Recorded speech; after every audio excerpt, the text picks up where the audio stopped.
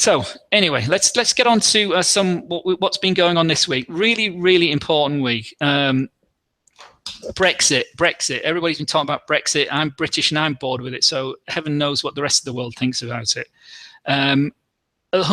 This is all my personal view. This isn't HotForex's view or even FX Street's view. This is my personal view about the markets from the knowledge I've gained over many years of looking at this. But in my view, the Brexit honeymoon period, I think, is really over now for the Brexiteers. The real data that's coming out of the UK is now beginning to bite, and I think the UK is heading for a recession, certainly a very quick slowdown. Lots and lots of fundamental news this week. So I put these in order earlier in the week. For me, the most important data release for this week is tomorrow. The overnight, the Bank of Japan issuing their statement, and definitely from what they said yesterday, lots of more stimulus. What does that mean? Well, it means that the Japanese economy is moribund. They can't get it going. Abenomics isn't working, so he's talking about chucking trillions of yen into the market, 7 or 8 trillion new money. Lots of it already been announced, but 28 trillion yen tomorrow. So we'll see what comes out. A big impact, obviously, on the Japanese yen and all its near neighbours, like the Aussie dollar and New Zealand dollar. Anyway, that's tomorrow. So the result, the stocks will probably grind up and the yen will probably go down, but we'll see what actually happens. Yesterday's Fed announcement, a bit of a no surprise, a bit of a no-brainer. The dollar weakened immediately following it. They have 3 more meetings this year: September, November, December. September is possibly still on the cards. I don't think so. November, they won't do anything because it's a week before the election, the United States presidential election. So they're unlikely to do anything then. So December possibly, but again, I've put hum here. So very, very dovish. There's only one hawk on the board, Esther, not Esther Williams. I've forgotten the second name. No, Esther. She's the main hawk on the FOMC, so Yellen's very unlikely to move even in December, in my view. But anyway, let's see what happens tomorrow. Again, U.S. gross domestic product. Any other week, this would have been the #1 piece of information. Gross domestic product. How is the country doing? It's not a perfect measure, but it's the best we've got. Estimates from 2.4 to 2.7%. I'm at the low end of this, 2.4, 2.5% expected. Key data point, key impact on the dollar and all the other resounding currencies. Also tomorrow, we got this stress test later on, the European banks test. The Italian banks very, very much in focus. This could be, a tipping point moment, bail in or bail out of the Italian banks. What's going to happen there? Also, this week we've got earnings season in full flow. Second quarter earnings out of the States, Europe in particular, and say the US in particular. So we had some big hitters out this week. Facebook, smashed it last night. Record profits, record high for the share price. This new live app they've got seems to be doing very, very well.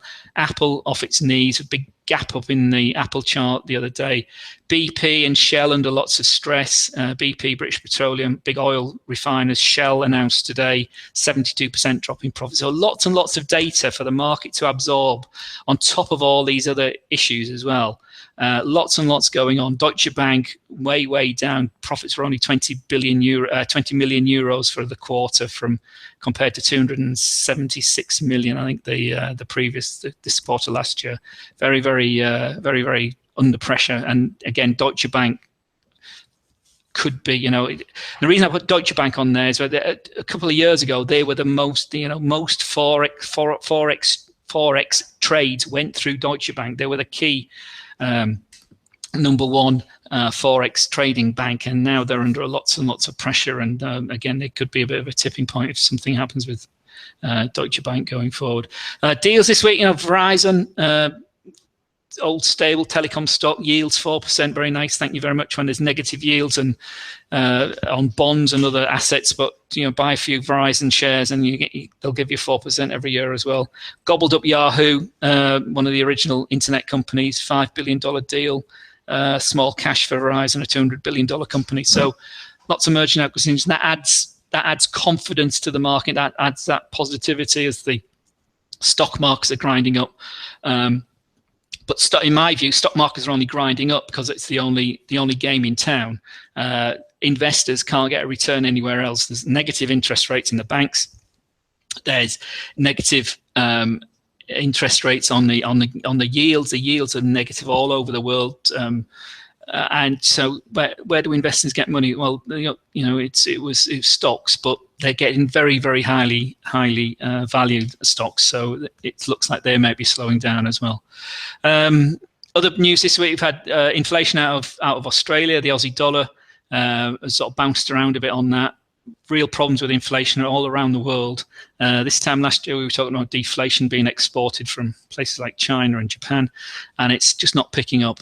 And finally, tomorrow, again, the good old Eurozone also got inflation and gross domestic product. So massive news this week. Lots of significant pieces of news. Also, it's the last day of the month tomorrow, Friday.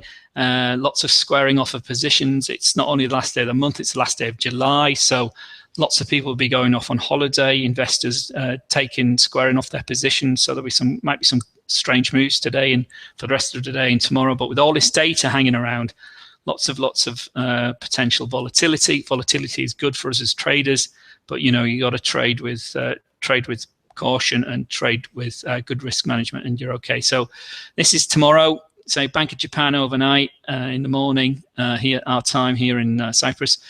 These times are GMT here downside. Gross domestic product out of Europe is next.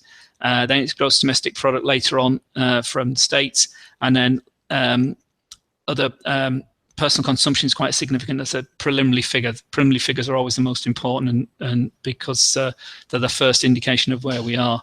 And then later in the day, the announcement of the bank stress test in Europe. So lots and lots of news.